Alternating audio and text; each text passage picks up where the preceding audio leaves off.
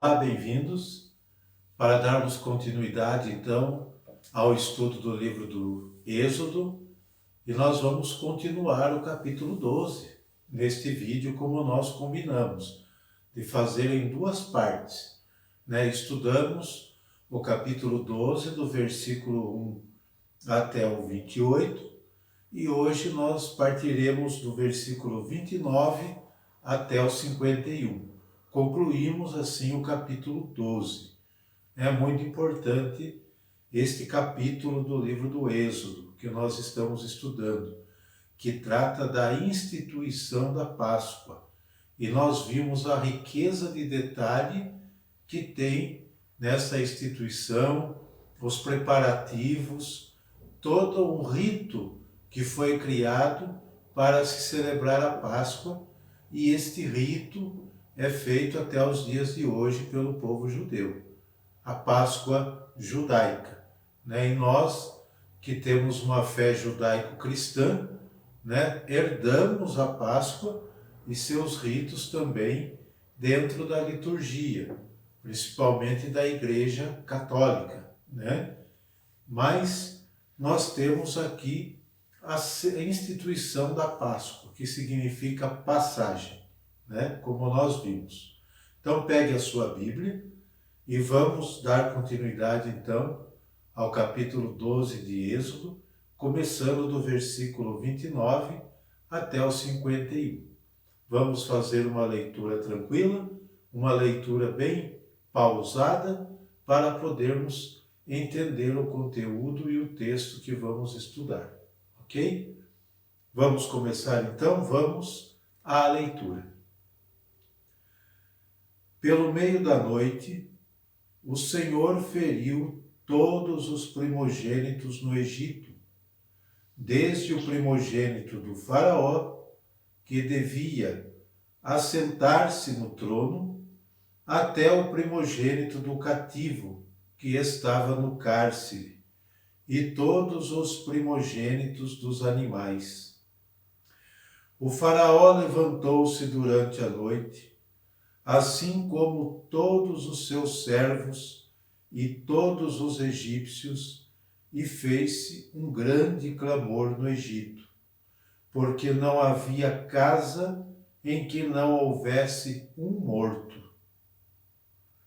Naquela mesma noite, o rei mandou chamar Moisés e a Araão e disse-lhes: Ide, saí do meio do meu povo, vós e os israelitas. Ide prestar um culto ao Senhor, como o dissestes. Tomai vossas ovelhas e vossos bois, como o pedistes. Ide e abençoai-me. Os egípcios instavam com o povo para que saísse quanto antes do país.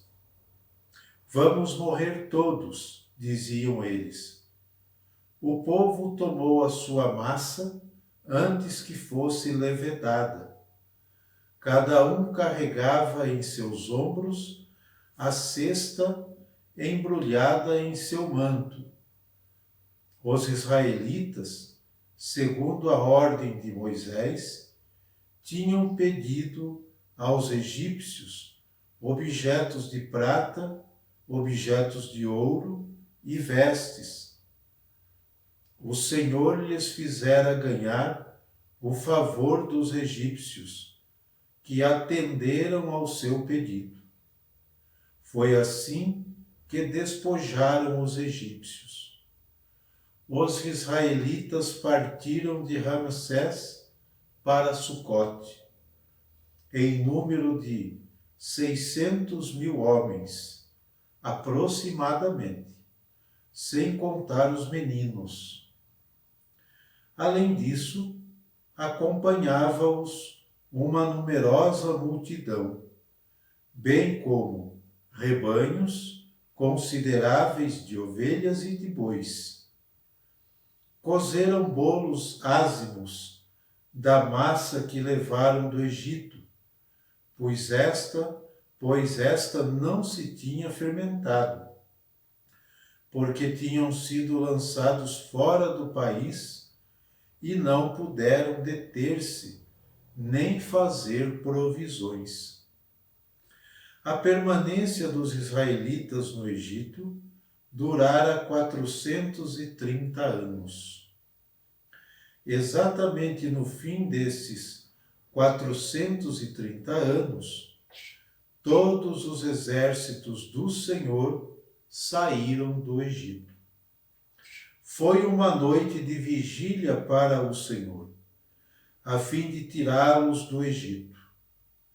Essa mesma noite é uma vigília a ser celebrada de geração em geração por todos os israelitas em honra do Senhor. O Senhor disse a Moisés e a Araão: eis a regra relativa à Páscoa. Nenhum estrangeiro comerá dela. Todo escravo, adquirido a preço de dinheiro, e que tiver sido circuncidado, comerá dela. Mas nem os estrangeiros, nem o mercenário comerão dela. O cordeiro será comido em uma mesma casa.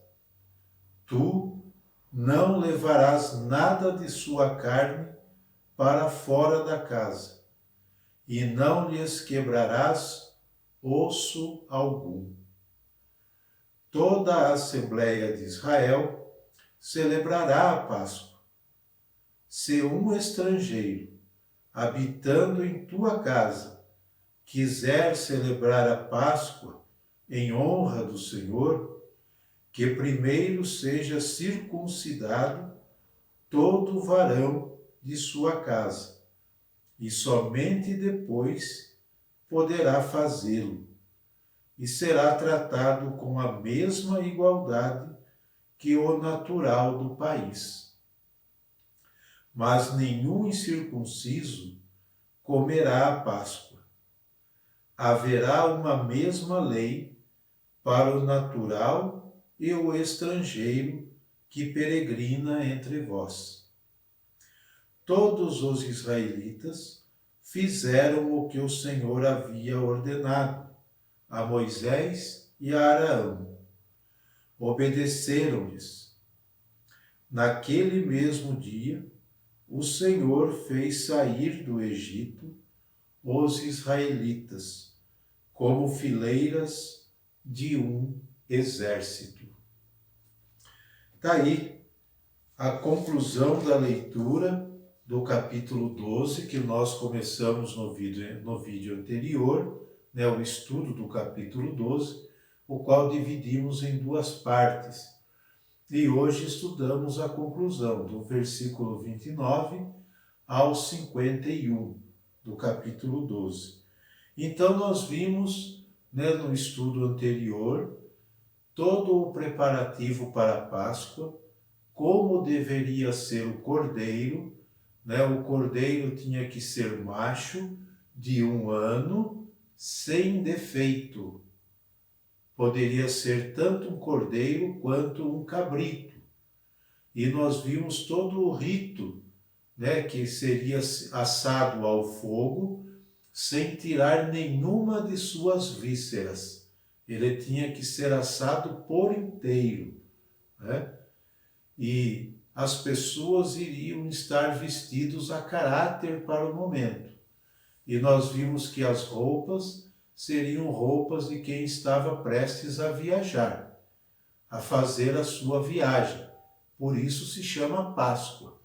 Eles comeram apressadamente a Páscoa, durante a noite, com ervas amargas.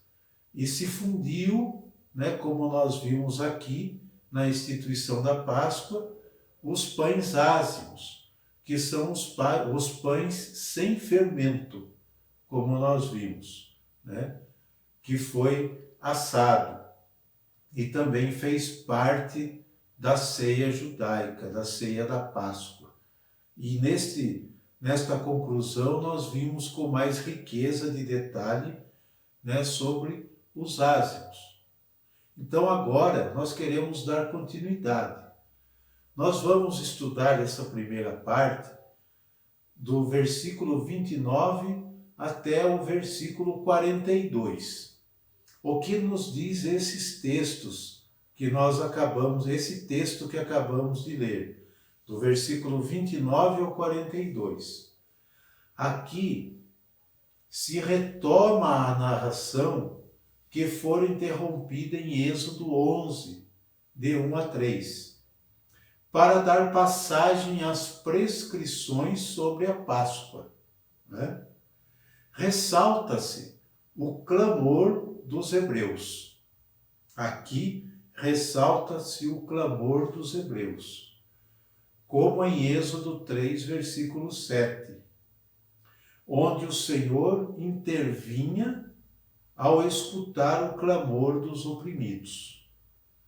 Agora, o clamor que se escuta, pela leitura que fizemos, o clamor que se escuta por todo o Egito tem como única resposta a decisão do faraó de deixar que saíssem, ou melhor, de expulsar os israelitas, proporcionando-lhes tudo o que necessitassem para a partida. Isso está no versículo 35 seguintes, deste capítulo que estamos estudando, tá? Poder-se-ia dizer que se trata de uma saída política do faraó, que não implica o desaparecimento da opressão faraônica. Foi uma saída política que o faraó encontrou para que o Egito não sofresse mais ainda do jeito que estava sofrendo. Mas isso não significa que a opressão do faraó acabou aí. Não acabou, né? Essa opressão, ela vai continuar. Aqui há um recurso que nos ajuda a entender esse relato da morte dos primogênitos egípcios. Precisamos nos deter nesse detalhe para entendermos, para não fazermos confusão, principalmente com Deus, de termos uma imagem totalmente distorcida de Deus. Então, o recurso que é usado aqui nos ajuda a entender a morte dos primogênitos egípcios. O primogênito é, desde a antiguidade, o símbolo da possibilidade que tem a vida, seja humana ou animal, certo? Essa é a mentalidade desde a antiguidade, né? Repito, o primogênito, desde a antiguidade, é o símbolo da possibilidade que tem a vida, seja humana ou animal, de prolongar-se para expandir-se. Essa é a mentalidade com relação aos primogênitos, tá? Expandir-se. Acabar com um primogênito, como nós vimos aqui, implica em eliminar a possibilidade de conservação e de multiplicação. Aqui nós estamos vendo que o extermínio dos primogênitos egípcios implica em acabar com a sua multiplicação, né? É uma possibilidade de não conservação e de não multiplicação. Pois bem, o Egito, como símbolo de opressão e de morte, como nós vimos aqui, né? E um sistema que não pode transmitir a vida, ele mesmo foi se acabando. Devido ao seu sistema opressor, ele foi se acabando. Ele foi se autodestruindo, certo? Pois bem, pouco a pouco foi se destruindo pouco a pouco com essa possibilidade. Por isso, é um sistema que precisa desaparecer. Não dá para continuar com esse sistema. Ele precisa sumir, ele precisa desaparecer, porque ele mesmo leva dentro de si as sementes não da vida, mas sim as sementes de morte, pela opressão que eles faziam com os povos que lá habitavam, que não eram só o povo hebreu, certo? Pois bem, nós, ou melhor, portanto, Deus, portanto, não é, portanto, o Deus da vida, da justiça e da liberdade, o genuíno Deus bíblico que se encarrega de exterminar os primogênitos. Os autores bíblicos colocam essa ação sendo realizada diretamente por Deus. Por quê? Porque para eles, a vida e a morte, o bem e o mal, não têm outra origem senão Deus. Essa era a mentalidade do povo, e muitas vezes é a nossa. Aí é que eu quero chegar. A consciência do povo vai superando pouco a pouco, com o correr do tempo, essa perigosa ambiguidade. Como que o Deus da vida pode portar em si mesmo a morte? Não é possível. Ele é o Deus da vida. Então é uma ambiguidade pensar que o mal também provém de Deus.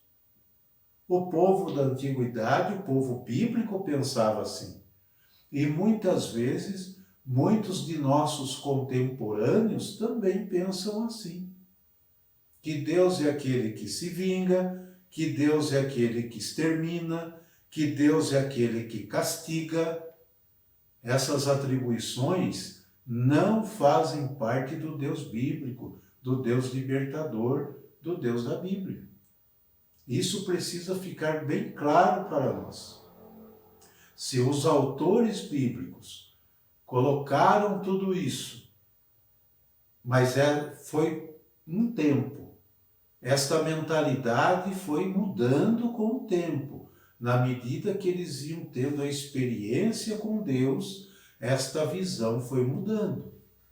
E a nossa também precisa mudar com relação a Deus. Deus não castiga, Deus não mata, Deus não tira a vida. Como eu disse em estudos anteriores, não era o desejo de Deus matar o faraó, prejudicar o faraó, e sim acabar com a opressão. Com certeza o desejo do Deus da vida era que o faraó se convertesse. Não tenho dúvidas disso. Ele não quer a morte do pecador, mas que se converta e tenha vida. Certo? Muito bem.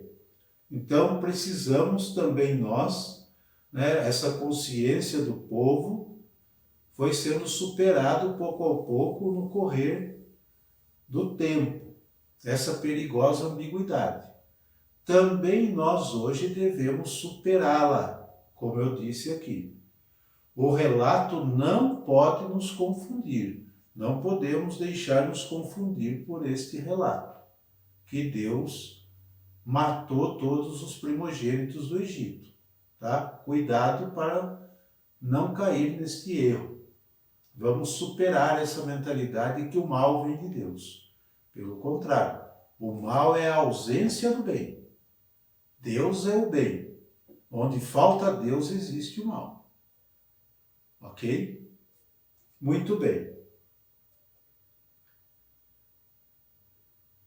É necessário considerarmos a mentalidade dos autores sagrados e, sobretudo, conhecer um pouco mais sobre o projeto libertador de Deus, e sobre as condições históricas que fizeram do Egito a antítese deste projeto divino, até transformá-lo na Bíblia em símbolo do mal. O Egito é símbolo do mal na Bíblia, da opressão, da morte. Precisamente o acréscimo com que termina esta cena, nos versículos 40 a 42, nos dá a ideia do poder egípcio, tá? Não se trata de um dado cronológico exato. Repito, a Bíblia não tem dados cronológicos exatos, porque não é o objetivo dela, certo? Mas de uma cifra que procura descrever o amplo período de duração do sistema egípcio. Ao mesmo tempo, transmite a finitude de um sistema que, como já disse, precisa desaparecer, porque levava dentro de si as sementes da autodestruição, as sementes da morte. Então, aqui apresenta a finitude desse sistema opressor. Ele tem que desaparecer, tá? Todo império, todo poder, vejam bem, todo império, todo poder construído sobre o sangue e a vida e os direitos dos outros, destrói a si mesmo. Isso é uma esperança para a nossa atualidade. Atualizem esse texto para hoje. Repito, todo império, todo poder construído sobre o sangue e a vida e os direitos dos outros, destrói a si mesmo. Ele acaba por si. É questão de tempo. Isso deve ser uma esperança para a nossa atualidade, para os nossos dias. Ok? Continuemos. Dos versículos do 43 até o 51, e eu peço perdão por uma pequena falha, mas dá tempo de corrigir, nós vamos pegar até o versículo 4 do capítulo 13 para concluirmos esse estudo, tá? Até o versículo 4 do capítulo 13, a leitura que eu fiz com vocês foi até o versículo 51 do 12, mas na realidade temos que entrar nos 4 primeiros versículos do capítulo 13 para fechar esse estudo. Tá? Ainda dá tempo, isso não é problema. Então, corrigindo, agora nós vamos do versículo 43 até o capítulo 13, versículo 4. Onde nós encontramos nestes versículos algumas restrições para a celebração da Páscoa. Tais restrições, embora apareçam no contexto da saída do Egito, imediatamente nos fazem perceber que obedecem a uma outra época.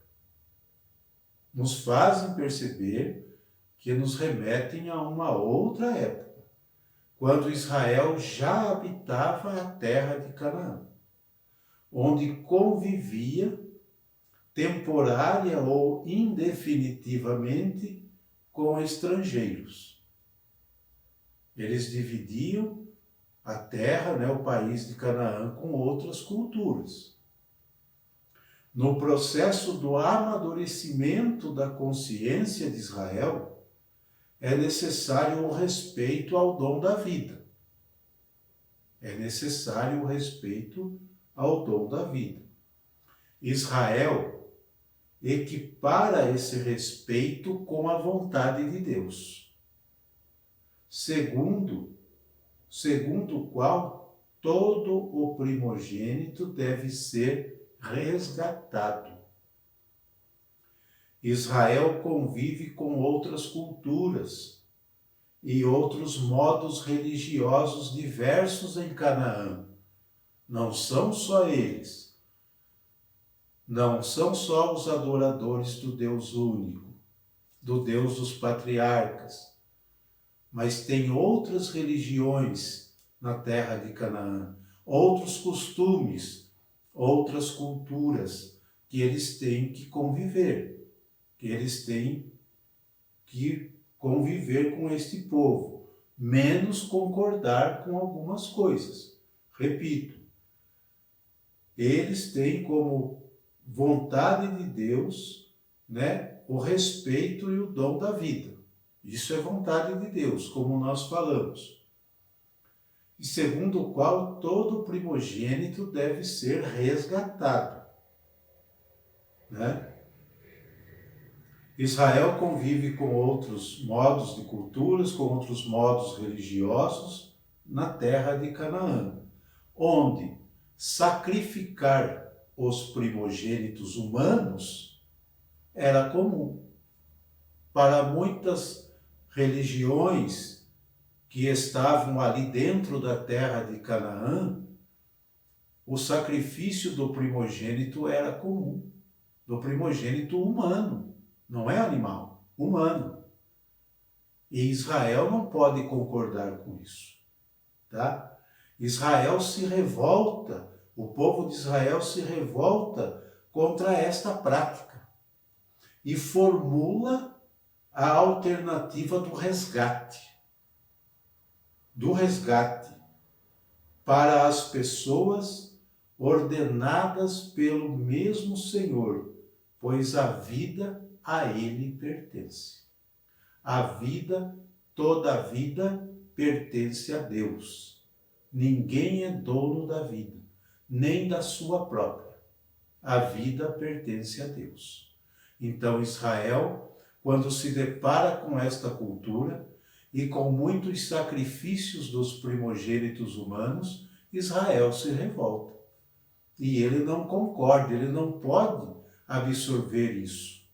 Ele não aceita, porque o Deus que eles seguem é o Deus da vida, e a vida a Deus pertence. Então ninguém pode se rogar dono da própria vida, muito menos da vida do outro, muito menos da vida daquele que está sendo formado no útero materno. A mãe não é dona daquela vida, ela é geradora, ela é cuidadora, aquela vida é dom de Deus. Então esse Deus bíblico que nós seguimos é o Deus que faz de tudo para que a vida aconteça. E não concorda nem um pouco com a morte, com a opressão, com o sofrimento. Tá? Então, para encerrar, eu convido você a ler o versículo de 1 a 4 do capítulo 13, para concluirmos esse estudo. O Senhor disse a Moisés: Tu me consagrarás todo o primogênito entre os israelitas, tanto homem como animal. Ele será meu. Moisés disse ao povo: Conservareis a memória deste dia, em que saístes do Egito, da casa da servidão, porque foi pelo poder de sua mão que o Senhor vos fez sair deste lugar. Não comereis pão fermentado. Vós saís hoje do Egito, no mês das espigas. Então aí você entende este último estudo que nós fizemos sobre o primogênito, sobre o resgate.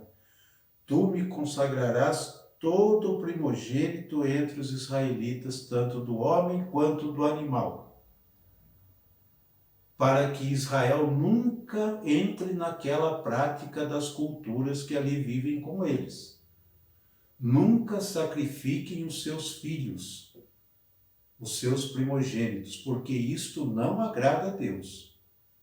Se as outras culturas o fazem, fazem para agradar suas divindades, ou para aplacar a ira de suas divindades. O Deus único, o Deus de Israel, não aceita esse tipo de prática. Não admite isso. Pelo contrário, todo primogênito deve ser consagrado ao Senhor, tanto dos homens quanto dos animais. É dele. Consagrar significa separar. Separar para Deus, né? Então aí nós entendemos todo esta saída do Egito, a celebração da Páscoa, né, a questão dos primogênitos. Entendemos que Israel não habitava sozinho na terra de Canaã, né, embora fosse a terra prometida, mas uma terra prometida que eles vão conquistando através das suas descendências. A partir do momento que vai nascendo seus filhos, eles vão morando ali, e esta terra será deles, né? Mas ali há outra cultura, outras culturas, outros povos, outras mentalidades. Israel precisa conviver, mas não precisa seguir o jeito de outras culturas. Não precisa fazer o que eles fazem, porque isso não agrada ao Deus da vida. Ok? Espero que tenham gostado desse estudo, do capítulo 12 até o capítulo 13, versículo 4, que deu tempo ainda, né? Houve uma pequena falha, mas deu tempo de corrigir. E espero vocês para o próximo estudo, que é do capítulo 13, versículo 5 até o versículo 22, né? Todo o capítulo 13. Então, espero que vocês tenham gostado. Se vocês gostaram desse estudo, compartilhe, né? Deixe um joinha no canal. Se você não se inscreveu, se inscreva, né? E se você já está inscrito, obrigado pela sua companhia, obrigado pela sua perseverança nesse estudo. Espero vocês para o próximo, se Deus quiser. Um abraço a todos.